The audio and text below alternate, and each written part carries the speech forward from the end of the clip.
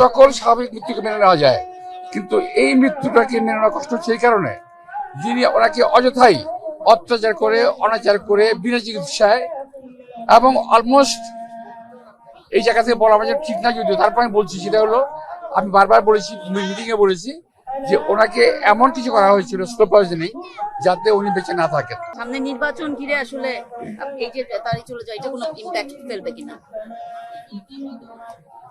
একটা ইম্প্যাক্ট তো আছেই, তবে ইম্প্যাক্টটা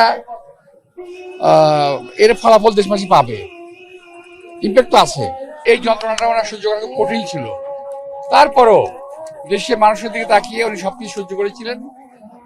আজকে ওনারই আন্দোলনের, ওনারই ত্যাগের, অত্যাচারের যে সহ্যশীল ছিল, উনি সেই অত্যাচার সহ্য করে আজকে গণতন্ত্রকে এগিয়ে নিয়ে গেছেন। আজকে গণতন্ত্রের দ্বার প্রান্তে বাংলাদেশ, উনি দেখে যেতে পারলেন না, এটা সবচেয়ে বড় দুঃখ। আমি অত্যন্ত সৌভাগ্যবান আমি বলবো নিজেকে। শহীদ রাষ্ট্রপতি জিয়া রহমানের হাতে ধরেই আমার রাজনীতিতে আসা। বিএনপি জন্মলগ্ন থেকেই, পরিচালনা থেকেই দলে আমি ছিলাম। অতঃপর আমার রাজনীতি লালিত হয়েছে আমাদের নেতা জিয়া রহমান সাহেবের, জিয়া রহমান সাহেবের মৃত্যুর পরে দেশনেত্রী বেগম খালেদা জিয়া, ওনার হাতে আমার রাজনীতি, আমার নিজের জীবন লালিত হয়েছে।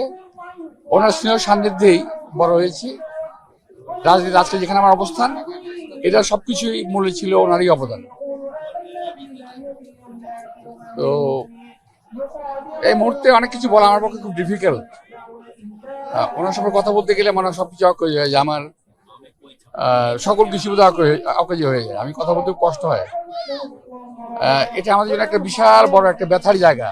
দেশনেত্রী বেগম খালেদা জিয়ার চলে যাওয়া, মানুষের মৃত্যু হবে স্বাভাবিক, সকল স্বাভাবিক মৃত্যুকে মেনে নেওয়া যায়, কিন্তু এই মৃত্যুটাকে মেনে নেওয়া কষ্ট হচ্ছে এই কারণে যিনি ওনাকে অযথাই অত্যাচার করে অনাচার করে বিনা চিকিৎসায় এবং অলমোস্ট এই জায়গা থেকে বলা আমার ঠিক না, যদিও তারপর আমি বলছি সেটা হলো আমি বারবার বলেছি, মিটিংয়ে বলেছি যে ওনাকে এমন কিছু করা হয়েছিল স্লো পয়জনিং যাতে উনি বেঁচে না থাকেন।